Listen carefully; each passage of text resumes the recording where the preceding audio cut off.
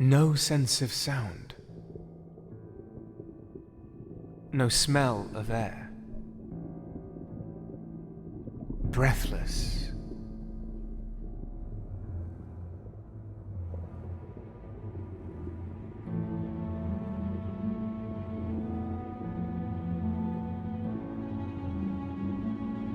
I drifted among faceless shapes, without a clear distinction of form. Blinded. Until someone or something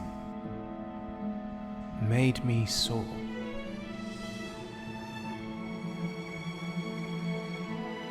Higher and higher still I went.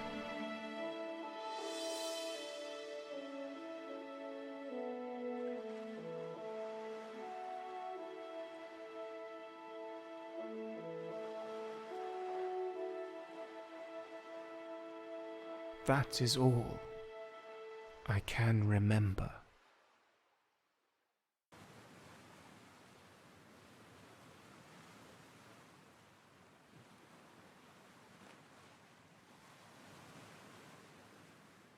I don't believe you. Now sit down.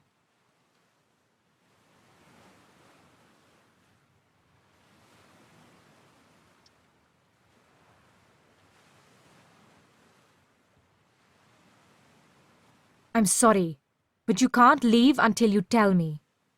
Where are you from? And what is it that you seek in the colonies?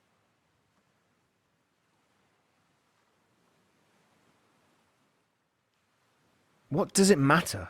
I go wherever my feet take me, and I seek nothing in particular.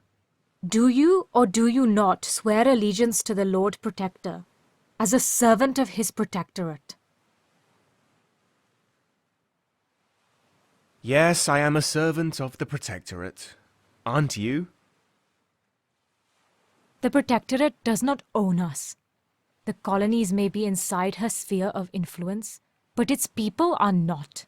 You, on the other hand, were wearing their uniform. The bright blue fabric, the golden stitching. It tells me that you are part of the crew on one of their ships, probably a merchant vessel. The embroidery even says that you were the captain of that ship. Impressive. But what happened to your ship, Captain?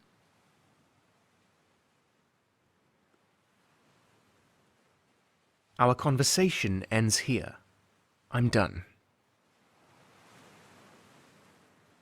Tell me whose journal this is.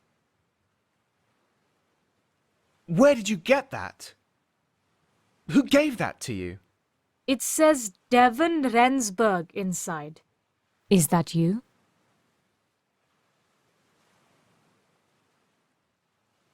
All right, I'm Devan Rensburg. And yes, that is mine. I already know it's yours. I'll give it back to you, once you've enlightened me on its contents. Now read it for me. And remember, I expect the truth. Again, where are you from? And what is it that you seek in the colonies?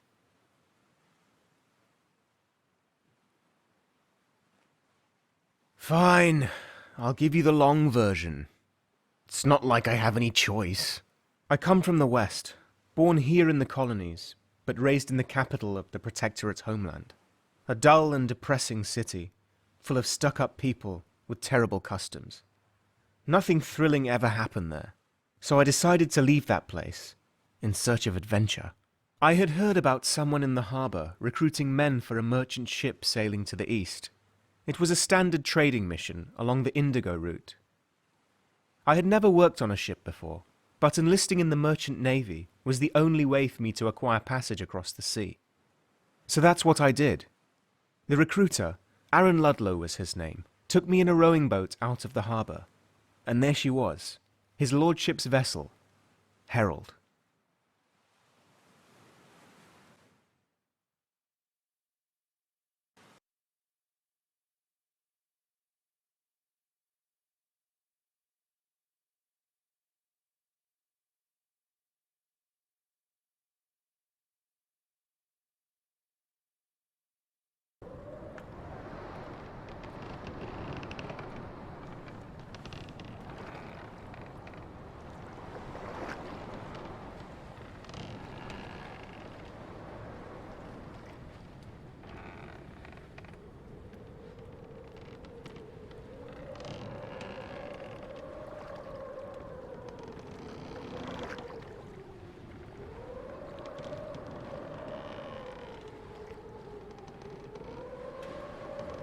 By God, Ludlow, have you read this? No, sir, I haven't. Your people seem to be causing a lot of unrest in the colonies lately. My people, sir? Well, you know. I don't know, sir. The indigo farmers, they claim the trade does not benefit them enough. They accuse the Lord Protector of abuse of power and demand fairer wages. The local regent has yet to respond, but I fear he will cave in to the pressure. Is that why we have the politician on board? Yes. Senator Morton is the regent's brother-in-law, and he's going to help him with the complex politics of this affair. He's also accompanying the regent's daughter safely back to the colonies. Remember to treat both of them with respect. Sir. Is there anything else you brought from shore? Well, apart from the new recruit, a letter, sir, addressed to Senator Morton. Well, what are you waiting for? Give it to me. But, sir, it's not your... My ship, my rules, Ludlow. You know this. Besides, I don't think Mr. Morton has anything to hide from me. He better not. May I remind you he is a protectorate official, sir? And so am I. You there, what do you think, boy? Should I open the letter or not?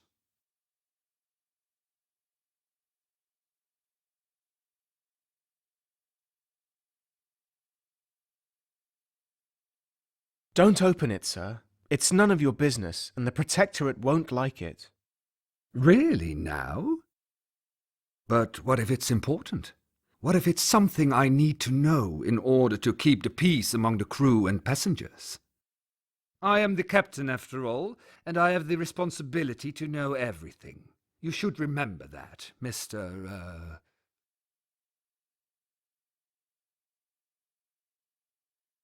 Devan Rensburg, sir.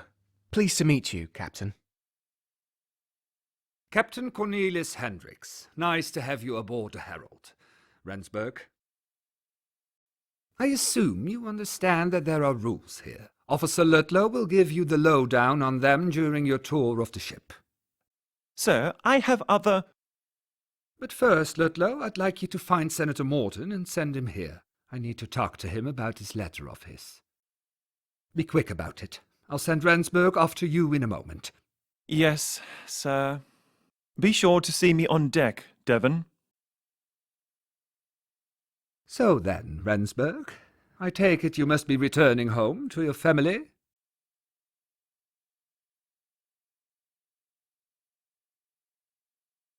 I'm a Protectorate citizen. My home is in the capital.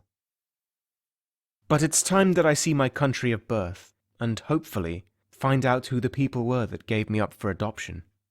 I know my father is a Protectorian, and my mother is originally from the colonies. It won't be easy to find them. That's why I'm writing everything that might help me with my search down in my journal. Yes. Well, you should look at my globe then, Rensburg. As you see, the colonies are very big. You should write it in your journal. Well, off you go to your tour of the ship. Have a nice evening. There was a globe in the room. The ornate rooster on top stretched his wings out over the world, as if protecting it.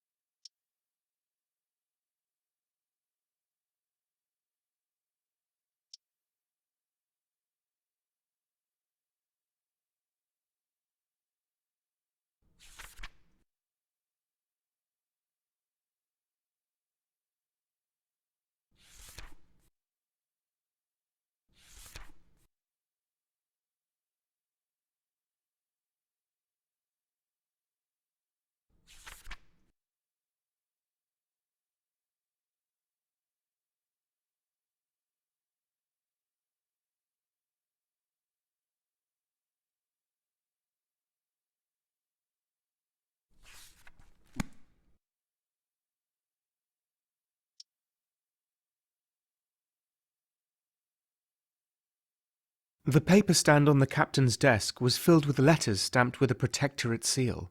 Cornelis Hendricks seemed to be an important man.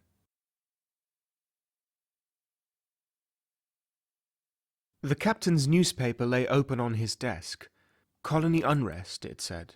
The rest was too difficult to read from a distance.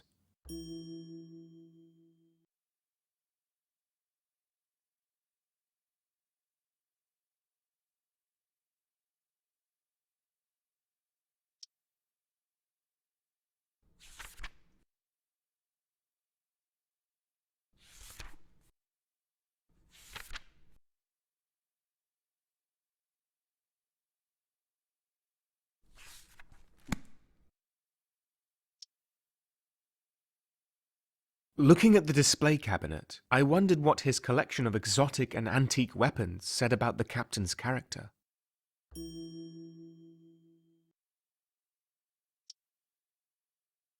The captain's cabin was one of the few places on the ship with a heater. The crew didn't have such luxuries at all.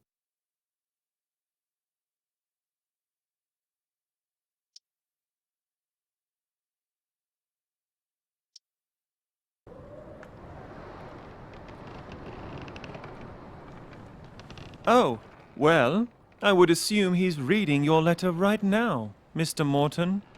I sincerely hope you're joking. No, on the contrary, sir. At sea, the captain makes his own rules. As far as I can tell, our captain is king on the Herald, sir. The crew his loyal subjects. Officer, there are several reasons why the people got rid of the king back in the day. This is precisely the sort of thing that led us to abolish the monarchy. I'm going to have a word with Captain Hendricks now. Please carry on.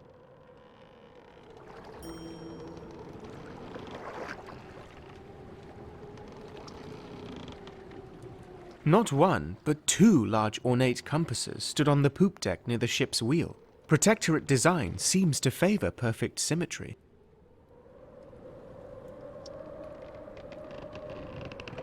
I was quite often tempted to take over the wheel and sail us on a random course towards adventure, but that wouldn't have been a smart move.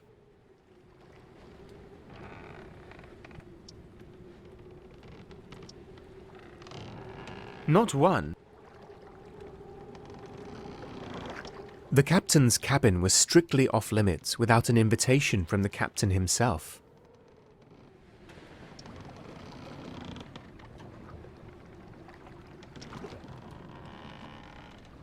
That, Devan, was Senator Lewis Morton. Did you see the look on his face when I told him the captain opened his letter? Pure agony. Was it really necessary to tell him that? He would have found out sooner or later anyway. People have a hard time adjusting to life outside the capital. On the open sea, the rules tend to change, but customs don't change with them.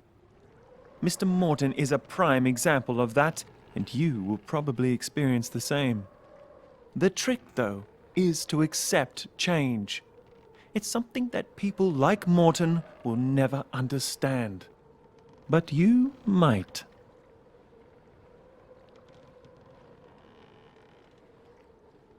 What makes you believe I will? There's a reason I picked you from the lot. I rarely choose anybody who is unfit for a life at sea. Now for your tour. Welcome aboard His Lordship's vessel, Herald.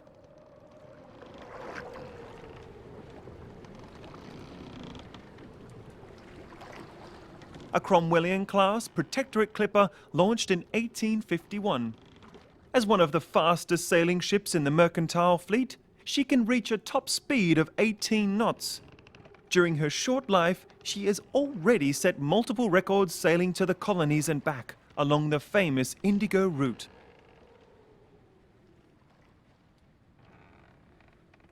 What records did she break? Several speed records, of which the most important one was the race against the DeWitt-class clipper HLV Crowing. The Herald beat her by 3 days on a return voyage from the colonies to the capital. She set a record time of 78 days, 5 hours, and 16 minutes. Now let's move on to the deckhouse.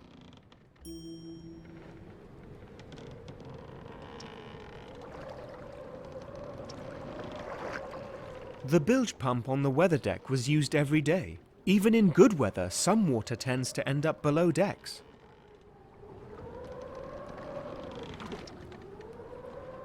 So many lines and ropes that were going literally everywhere.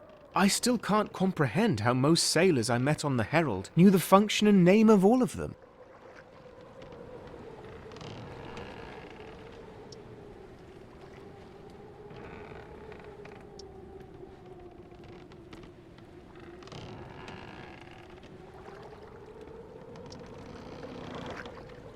The Cromwellian-class ship type is named after one of the Protectorate's founding fathers, Oliver Cromwell. These ships are merchant clippers, built with trade in mind.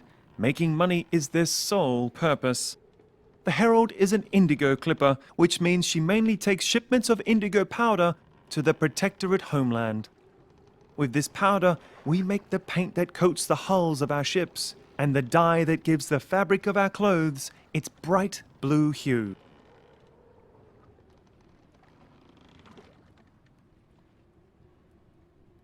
I don't really like the colour blue. Well, I see why you left the capital then. The rooftops of its buildings, the clothes of its people, everything has been coloured blue there. The colour blue touches on much that the Protectorate holds dear. And indigo is made from a plant that produces the only known blue dye that withstands heavy wear. Until anybody finds a cheaper substitute, the indigo trade remains an invaluable part of our economy.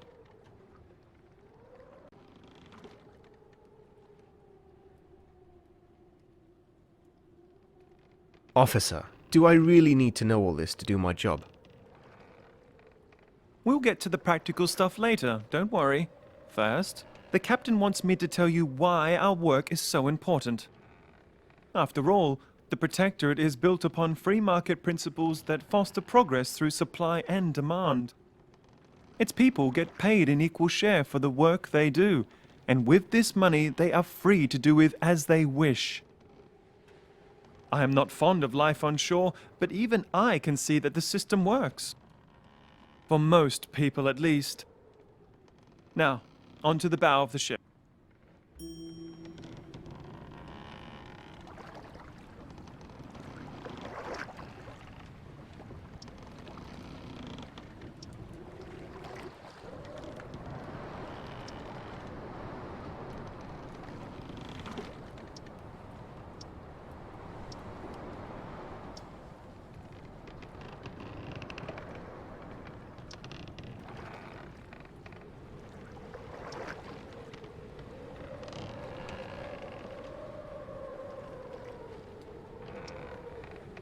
The capstan is a rotating device that is used to apply force to ropes, cables and hawsers.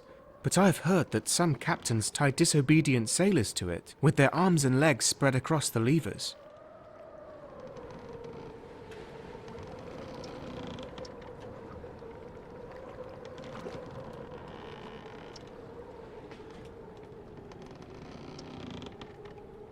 There was one particular corner on the main deck where the captain couldn't see you from the poop or front deck. Littered with boxes, barrels and sacks, it provided cover for those in a bit of a lazy mood. Taking a short break to get water from the scuttlebutt was usually just an excuse to congregate with fellow sailors. I was wise enough not to stretch this privilege, not wanting the captain getting cranky with me.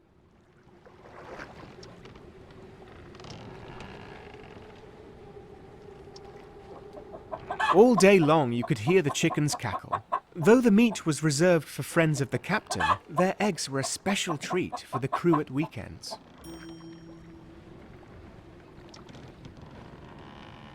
We are standing on the weather deck right now, where you will work every day ensuring the safe passage to the colonies. You will be tasked with tying the knots, reefing the sails, and swabbing the decks. There will be no talking to first-class passengers, no idling around the ship at night, no begging, no fighting, no stealing, and most of all, don't get caught trespassing. Now that sounds like a lot for you to worry about, right? I'll manage. That's what I thought. Don't worry, it'll get tedious soon enough. Keep in mind that the dining saloon in the deckhouse is only for first-class passengers and officers during this trip. This was a special request by Senator Morton, so please steer clear from the saloon if you want to keep out of trouble. Anyone without a blue coat should just use the service stairs through this door here. Now, is there anything in particular you would like to know?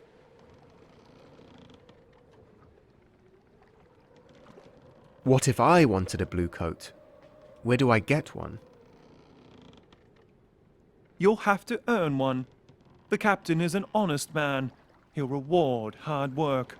But don't expect him to promote you anytime soon. It took me years before I earned mine. Now just go through this door, past the officers' cabins, and you'll find the service stairs on your right-hand side. Down those stairs you'll find the crew's quarters and your bed. That concludes the tour, Devan. I hope you enjoyed it. I will have to stay out here.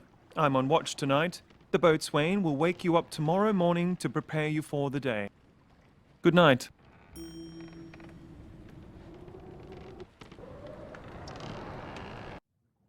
But I don't want to. And take this thing back. But Ian, it's a gift. I don't need it. I don't need any of this.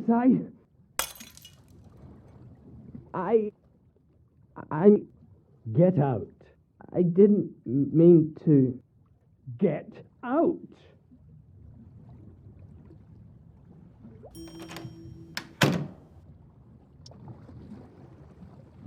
The barrels were filled with rum. I wouldn't be surprised if they were placed there on special request.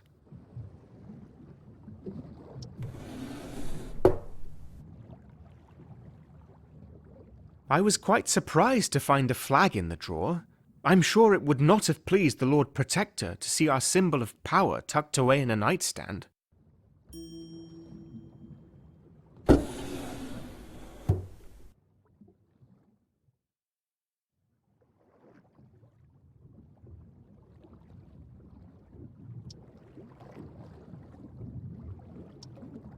It was a peculiar place for a sink. I suspect it didn't fit in the officers' cabins. God forbid that officers have to use the same one as the rest of us.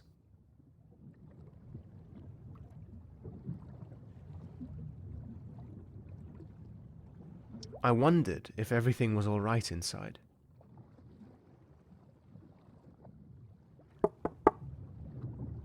Go away, Ian.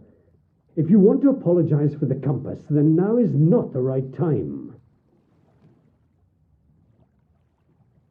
Excuse me, it's Devan Rensburg, sir. The new sailor? I just wanted to check if everything was all right. Rupert Brunswick, First Officer and Navigator. Nice to meet you, Rensburg. Welcome aboard. I'm sorry for my tone. I didn't mean to be rude. I do appreciate your concern.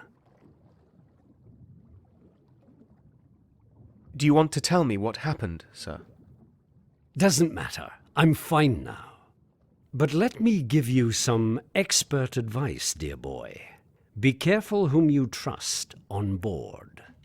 Some people might not be worthy of your friendship. Keeping to yourself will save you from disappointment. Now, off to bed. It's very late.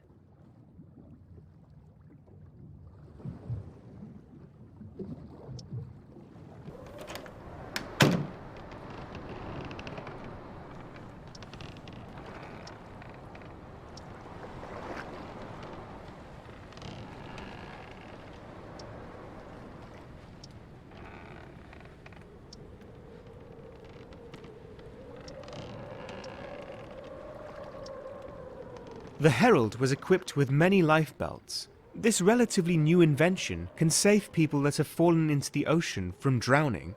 However, if you get swept away by the current, even a lifebelt won't help.